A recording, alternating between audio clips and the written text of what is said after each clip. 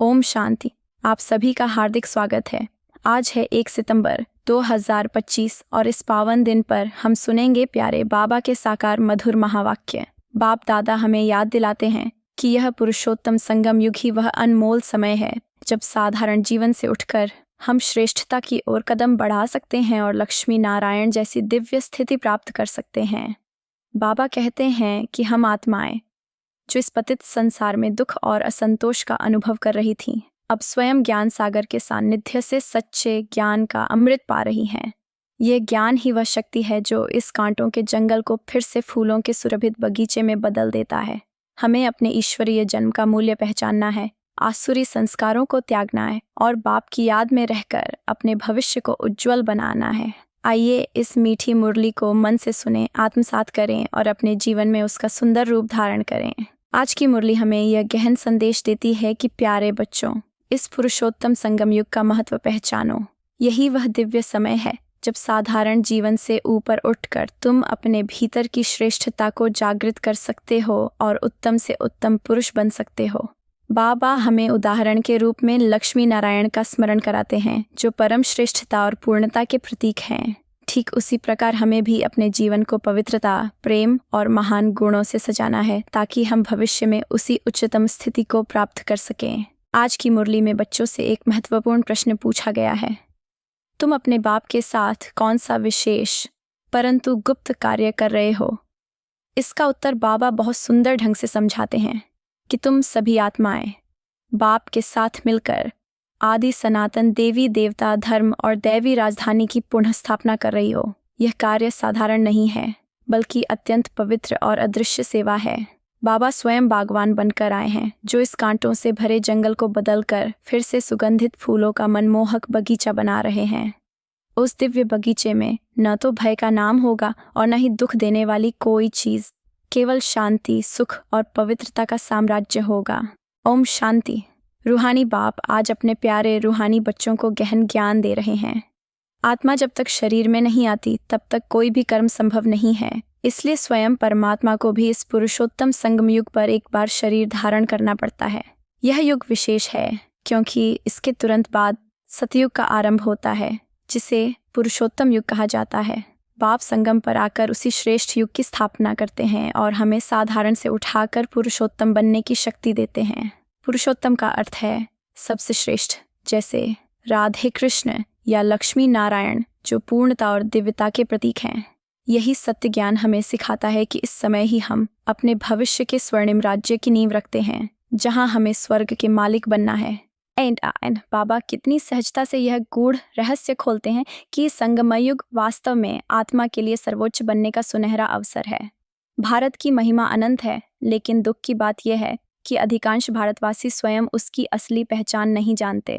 लोग कहते तो हैं कि अमुक व्यक्ति स्वर्गवासी हुआ, पर वास्तव में स्वर्ग क्या है इसका अर्थ ही स्पष्ट नहीं समझते। जब वे कहते हैं कि स्वर्ग गया तो यह सिद्ध हो जाता है कि वह पहले नर्क में था। असली स्वर्ग तो तभी आता है जब स्वयं परमपिता परमात्मा आकर उसकी स्थापना करते हैं और वह नई पवित्र दुनिया कहलाती है। इस सृष्टि चक्र में केवल 2 अवस्थाएं होती हैं, स्वर्ग और नर्क।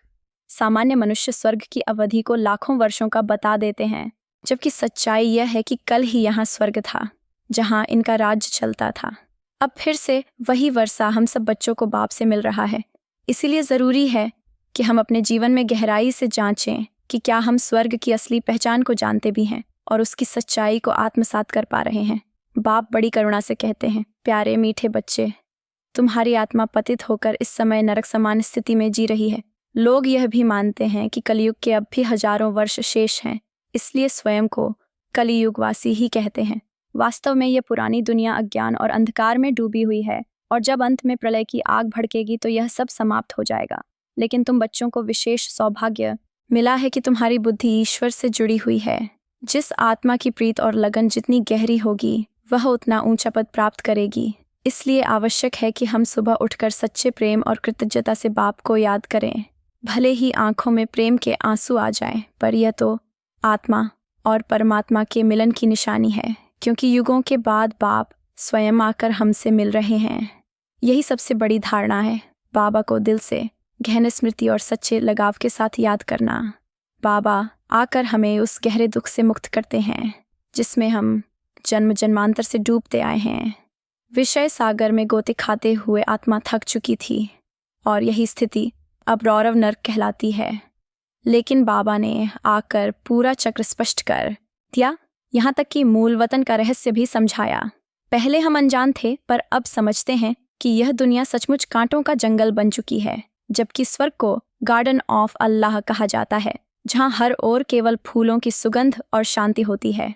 बाप बागवान बनकर आते हैं, लेकिन रावण ही वह शक्ति है जो फूल जैसी आत्माओं को कांटा बना देती है।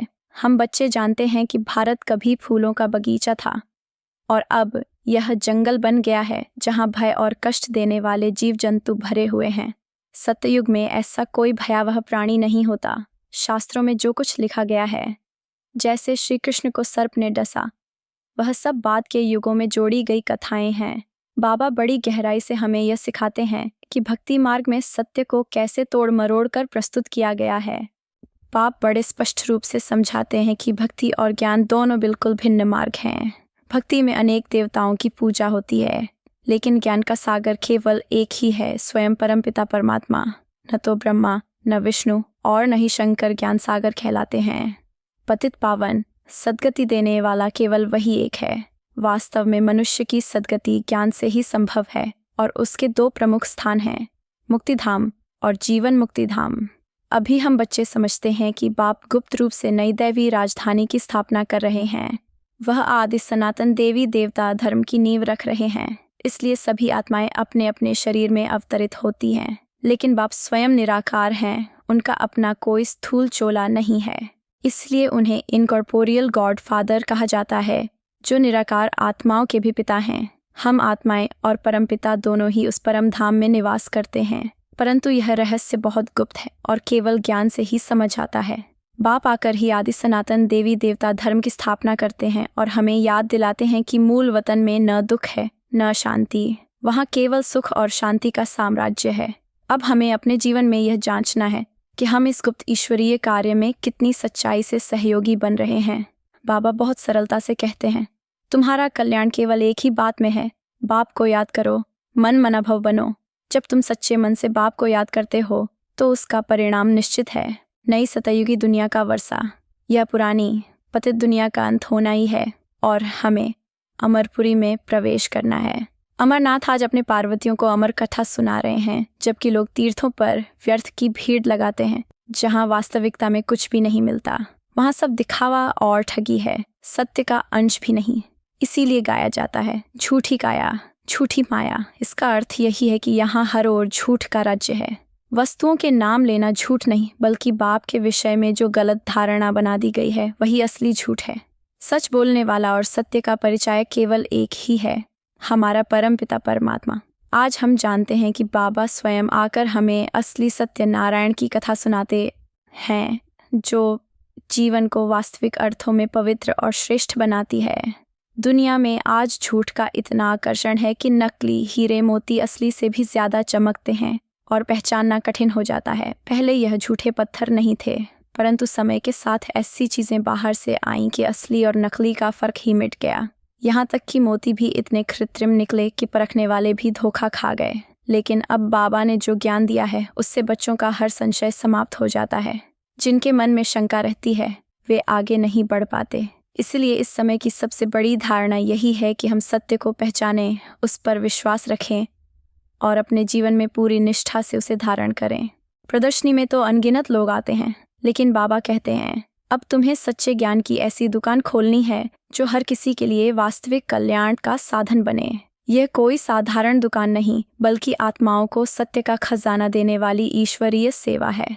भक्ति मार्ग में भी बड़े बड़े आश्रम और संस्थान हैं जहां असंख्य लोग जाते हैं, परंतु उनकी सामग्री भिन्न है। भक्ति का आरंभ सृष्टि के आरंभ से नहीं हुआ, बल्कि यह बाद की बात है। असली सद्गति केवल ज्ञान से मिलती है और ज्ञान ही आत्मा को अंधकार से प्रकाश की ओर ले जाता है। सतयुग में संपूर्ण निर्विकारी विश्व का राज लक्ष्मी नारायण के हाथों में था, जिन्हें सूर्यवंशी और चंद्रवंशी वंश का संस्थापक माना जाता है। लेकिन आज मनुष्य इस सत्य से अनजान है। बच्चे गीत सुनते हैं और अनुभव करते हैं कि वह समय आ गया है संगम युग का, जब हम बेहद के बाप से मिलते हैं और उनके पास से अपने अनमोल वर्षे को पाने के लिए पुरुषार्थ करते हैं। सतयुग में तो ऐसा कभी नहीं कहा जाएगा कि आखिर वह दिन आया आज, क्योंकि वहाँ हर दिन स्वाभाविक रूप से सुख और शांति से भरा होता है। आजकल लोग समझते हैं कि स्वर्ग की स्थापना वे स्वयं कर सकते हैं, या यह सोचते हैं कि युवाओं का नया जोश समाज को बदल देगा। सरकार भी उन्हीं पर मेहनत करती है, परंतु वही विद्यार्थी कभी कभी उपद्रव और अशांति फैलाने में आगे निकल जाते हैं। उन्हें न्यू ब्लड कहा जाता है, लेकिन बाबा समझाते हैं कि असली नई शुरुआत रक्त से नहीं बल्कि आत्मा और परमात्मा के बीच रूहानी संबंध से होती है। जब आत्मा बाबा को कहती है, मैं आपका अभी अभी जन्मा बच्चा हूँ, वही असली ईश्वरीय बर्थडे होता है। इसलिए हमें शरीर के जन्मदिन का उत्सव मनाने के बजाय इस रूहानी जन्मदिन को ही विशेष मानना चाहिए। ब्राह्मण जीवन में प्रवेश करना वास्तव में अंधकार से प्रकाश में आने जैसा है। एक ओर आसुरी जन्म और दूसरी ओर ईश्वरीय जन्म। फर्क दिन और रात जितना है, लेकिन ये तभी सार्थक है जब हम निश्चय में स्थिर रहें। केवल ईश्वरीय जन्म का उत्सव मनाकर यदि फिर आसुरी जीवन शैली में लौट जाए तो उसका कोई लाभ नहीं। यही कारण है कि बाबा हमें सावधान करते हैं कि यह रूहानी जन्म सच्चे मन से अपनाओ और उसे निरंतर निभाओ। आजकल लोग विवाह की वर्षगांठ बड़े उत्साह से मनाते हैं, मानो यह कोई पवित्र कार्य हो, जबकि वास्तव में वह बंधन आत्मा को और गहरे जंजाल में ले जाता है। सोचो, नरक में जाने वाले दिन को भी उत्सव की तरह मनाया जाता है। ये कितना आश्चर्यजनक है। बाबा हमें बैठकर इन सच्चाइयों को सरलता से समझाते हैं और ध्यान दिलाते हैं कि असली उत्सव तो हमारा ईश्वरीय जन्मदिन है। जब आत्मा ब्राह्मण जीवन में प्रवेश करती है और शिव बाबा से अपना संबंध जोड़ती है, तभी वह वास्तविक जन्म होता है जिसे हमें सच्चे मन से मनाना चाहिए। उस समय केवल यह स्मृति रहे कि मैं शिव बाबा का बच्चा हूँ। बाबा राय देते हैं कि यदि निश्चय बुद्धि बने हो तो आसुरी जन्म का स्मरण छोड़कर केवल इस दिव्य जन्म को महत्व दो। जब हम पूरे विश्वास से कहते हैं, मैं बाबा का हो चुका हूँ, अब कोई दूसरा मेरा नहीं, तो अंत समय भी हमारी स्मृति वही रहेगी और वही हमारी गति बनेगी। बाप की याद में जीवन समाप्त करने वाला अगले जन्म में भी वही ऊंचा भाग्य पाता है। यही वह गूढ़ रहस्य है जिसे समझकर हमें दृढ़ता से अपनाना है। भक्ति मार्ग की चकाचौंध के बीच बाप हमें सीधा संकेत देते हैं। ऐसी स्मृति गढ़ों की देह छूटते क्षण भी तुम स्वयं को स्वदर्शन चक्रधारी अनुभव करो। बुद्धि में बाप और सृष्टि चक्र की साफ तस्वीर हो। यह याद संयोग से नहीं आती, निरंतर पुरुषार्थ से बनती है। हर पल मैं आत्मा हूँ की स्थिति में टिककर बाप का स्मरण ही वह अभ्यास है, क्योंकि आखिर हमें अशरीरी होकर घर लौटना है। युगों तक पाठ निभाते निभाते हम सत्व प्रधान से तमो प्रधान हुए हैं। अब फिर वही सत्व की चमक लानी है। आत्मा जब तक अशुद्ध है तब तक शरीर की पूर्ण पवित्रता संभव नहीं। जैसे जौहरी जानता है कि 24 कैरेट स्वर्ण में मिला मिश्रण उसे 22 कैरेट बना देता है, वैसे ही विकार हमारी चमक घटा देते हैं। समाधान है तप की भट्टी और स्मृति का रिफाइनमेंट। आज के समय में नकली नए की बाहरी चमक भले आंखें चकाचौंध करे, पर विवेक का कसौटी पत्थर बाप की याद असली नकली अलग कर देता है। यही सतर्कता, यही आत्म परीक्षण और यही निरंतर धारण कल्प कल्प हमें फिर से शुद्ध, उज्ज्वल और सतो प्रधान बनाती है। जैसे कभी छिपी हुई वस्तु की तलाशी लेकर बाहर निकाली जाती है, वैसे ही आत्मा में दबे हुए संस्कार भी समय आने पर प्रकट होते हैं। यही कारण है कि कहा गया है, धूल में दबी पहचान को भी एक दिन जगना ही है। जब परिवर्तन की आग लगती है तो वह प्रबल होती है और तभी तैयारी का महत्व समझ आता है। तुम बच्चे जानते हो कि भविष्य तुम्हें ही गढ़ना है, इसलिए अपने संकल्प और साधनों का सही उपयोग कर रहे हो। यह राज किसी और को नहीं, केवल तुम्हें ही मिला है कि 21 जन्मों का वर्षा पक्का कर सकते हो। तुम्हारे पुरुषार्थ और तुम्हारे योगदान से ही भारत पुनः स्वर्ग बनता है और उसी स्वर्ग के निवासी भी तुम ही बनते हो। असली धारणा यही है कि धन और समय को सफल बनाना है। याद रखो, यहाँ किसी कृपा या चमत्कार की बात नहीं है। गरीब निवाज बाबा केवल रास्ता दिखाते हैं, लेकिन चलना तुम्हें ही है। जैसे शिक्षक अपना कर्तव्य निभाता है और मेहनत से विद्यार्थी को योग्य बनाता है, वैसे ही यह पढ़ाई तुम्हें खुद महाराजा के तिलक तक पहुंचाती है। यही पढ़ाई है जो तुम्हें पद्मपति बनाती है और इसी को श्री कृष्ण के पाँव में पद्म की निशानी से प्रतीक रूप में दर्शाया गया है। तुम यहाँ इसलिए आए हो ताकि भविष्य में पद्मपति बनो, सुख, संपन्नता और अमरता का अनुभव करो। और काल पर विजय प्राप्त करो। यह गूढ़ बातें साधारण मनुष्य की समझ से परे हैं, क्योंकि यहाँ मृत्यु का अंत होकर जीवन अमरता को प्राप्त करता है। लोग तो पांडवों के लंबे चौड़े चित्र बनाकर सोचते हैं कि वे असाधारण कद के थे, जबकि सच्चाई यह है कि असली पांडव तुम ही हो। यह भक्ति मार्ग और ज्ञान मार्ग का अंतर है, रात और दिन जैसा।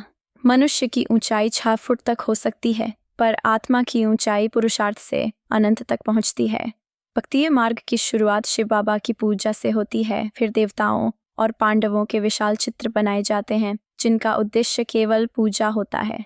लक्ष्मी की पूजा साल में एक बार होती है, लेकिन जगत अम्बा की आराधना प्रतिदिन की जाती है। बाबा समझाते हैं कि तुम्हारी पूजा दोहरी है, पहले सालिग्राम के रूप में, फिर देवताओं के रूप में। रुद्र यज्ञ में अनगिनत सालिग्राम बनाए जाते हैं, जो यह दर्शाते हैं कि सच्चा बड़ा कौन है। इसी कारण बाबा स्वयं बच्चों को नमस्ते करते हैं और समझाते हैं कि कितना ऊंचा पद तुम्हें दिया जाता है। असली धारणा यही है कि हम अपने उस महान पद को पहचानें और जीवन को उसी के अनुरूप ढालें। बाबा जब गूढ़ से गूढ़ बातें सुनाते हैं तो बच्चों के हृदय में आनंद की लहरें उठनी चाहिए, क्योंकि स्वयं भगवान हमें शिक्षा दे रहे हैं ताकि हम भगवान भगवती बन सकें। यह कितना अद्भुत सौभाग्य है, जिसके लिए हमें निरंतर आभार व्यक्त करना चाहिए। यदि मन बाप की याद में स्थिर रहेगा तो स्वप्न भी मधुर और शुभ होंगे और अनुभवों में साक्षात्कार की गहराई महसूस होगी। अच्छा, इस पूरी मुरली से हमें 2 मुख्य धारणा के सूत्र मिलते हैं। पहला यह कि हमें अपना सच्चा रूहानी जन्मदिन मनाना है, जिसमें ईश्वरीय संबंध और आत्मिक जुड़ाव को ही महत्व मिले, न कि शरीर या रक्त के रिश्तों को। आसुरी और शारीरिक जन्मदिन का कोई स्थान नहीं होना चाहिए, ताकि वह स्मृति में भी न आए। इसका अर्थ है कि हर कर्म में हमें अपने दिव्य स्वरूप और ईश्वरीय रिश्ते को ही याद रखना है। दूसरा यह कि हमें भविष्य के लिए अपने बैगेज को तैयार करना है, अर्थात समय, धन और शक्ति को भारत को स्वर्ग बनाने की सेवा में लगाना है। अपने पुरुषार्थ से स्वयं को राज तिलक देना है, जिससे हम अपने भविष्य को श्रेष्ठ और दिव्य बना सकें। आज का वरदान है, स्नेह और सहयोग की शक्ति से सहज योगी बनो। इसका गहरा अर्थ यह है कि बाप दादा को अपने बच्चों का सच्चा प्रेम और सहयोग ही सबसे प्रिय है। जब हम यज्ञ में स्नेह और सहयोग से जुड़े रहते हैं तो योग अपने आप सहज हो जाता है। असली योग कठिन साधना में नहीं, बल्कि दिल से दिल के रिश्ते में है। बड़ी दिल वाले हमेशा बेहद का सौदा करते हैं, जबकि छोटी सोच वाले छोटी बातों में ही संतुष्ट हो जाते हैं।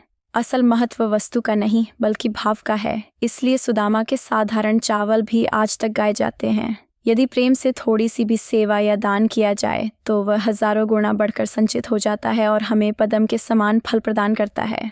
आज का स्लोगन है, समय और शक्ति को व्यर्थ जाने से बचाना है तो पहले सोचो फिर करो। हर कार्य से पहले ठहर कर सोच विचार करने से न केवल समय सुरक्षित रहता है, बल्कि शक्ति का सही उपयोग भी होता है। इसलिए जल्दबाजी में कदम बढ़ाने के बजाय समझदारी से सोचना और फिर करना ही श्रेष्ठता का मार्ग है। अच्छा, मीठे मीठे रूहानी बच्चों के लिए माता पिता बाप दादा का ढेर सारा प्यार और शुभ प्रभात। रूहानी बाप की ओर से रूहानी बच्चों को दिल से नमस्ते। ओम शांति।